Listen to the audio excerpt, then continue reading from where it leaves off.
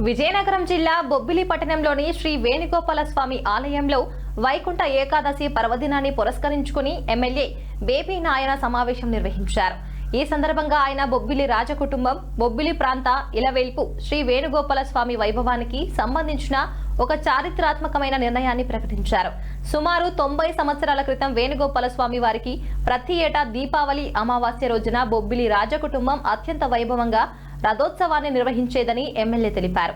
అయితే 1930 దశకంలో స్వాతంత్రోద్యమం కాలంలో అనుకోకుండా అదే రోజున బొబ్బిలిలో మాజీ ప్రధాని జవహర్లాల్ నెహ్రూ సభ ఏర్పాట్లు జరిగాయని, ఆ సమయంలో కొందరు రథోత్సవాన్ని ఉద్దేశపూర్వకంగా నిర్వహిస్తున్నట్లు తప్పుడు సమాచారం అందించారని చెప్పారు.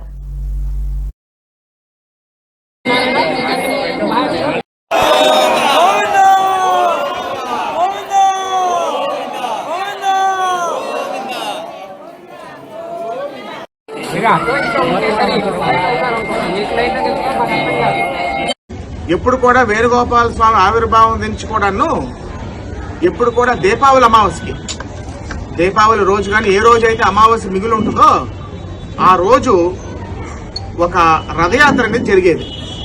స్వామివారు ఒక కర్ర రథం మీద పెరుమాళ్ళు ఇప్పుడు ఏదైతే మాడవీధులు కోట చుట్టూరు ఊరేగుతున్నారో ఇప్పుడు వివిధ వాహనాల మీద, అప్పుడు ఒక రథం మీద ఊరేగేవారు. అయితే దీపావళి రోజు ఆ రథయాత్రకు సంబంధించి ఏర్పాట్లు జరుగుతుంటే అవ్వాలి అప్పుడు స్వాతంత్రంకి సంబంధించి మంచి మూమెంట్ అన్నమాట. ఇండిపెండెన్స్ కి సంబంధించి నెహ్రూ గారు అవ్వాలే అప్పుడు పెద్ద మీటింగ్ సెంటర్ బొబ్బిల్లో ఏదంటే కోవిల్ సెంటర్. నెహ్రూ గారు అవ్వాల మీటింగ్ పెట్టడానికి నిర్ణయం చేశారు. నిర్ణయం చేసి మీటింగ్ పెట్టడానికి ఇక్కడికి వచ్చేసరికి ఈ అంతా ఏనుగు వాహనం, ఆ రథం అన్ని ఏర్పాట్లు అవుతున్నాయి. అప్పుడు మేము మా తాతగారు జస్టిస్ పార్టీ, వారు కాంగ్రెస్ పార్టీ. నెహ్రూ గారికి కొంతమంది మధ్యవర్తులు అవనివ్వండి, వారు ఏం అపార్థం చేసుకున్నారంటే మరి వేరే వేరే పార్టీలు కాబట్టి సిద్ధాంతపరంగా వేరే వేరే పార్టీలు అనమాట. అప్పుడు రాజకీయంగా కావాలని ఇవాళ ఆ మీటింగ్ ఉంది కాబట్టి ఇవాళ ఈ రథయాత్ర ఈ వేడుక అనేది పెట్టారనేది నెహ్రూ గారు అపార్థం చేసుకున్నారు. తాతగారి సంగతి మీకు తెలుసు కదా, అతిథి మర్యాదలు అవనివ్వండి, సంస్కారాలు అవనివ్వండి, చాలా చాలా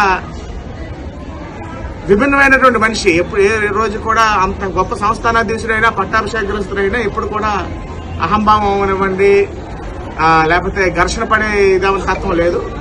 వారు నెహ్రూ గారికి నచ్చ చెప్పడానికి మధ్యవర్తుల ద్వారా నచ్చ చెప్పడానికి ప్రయత్నించారు.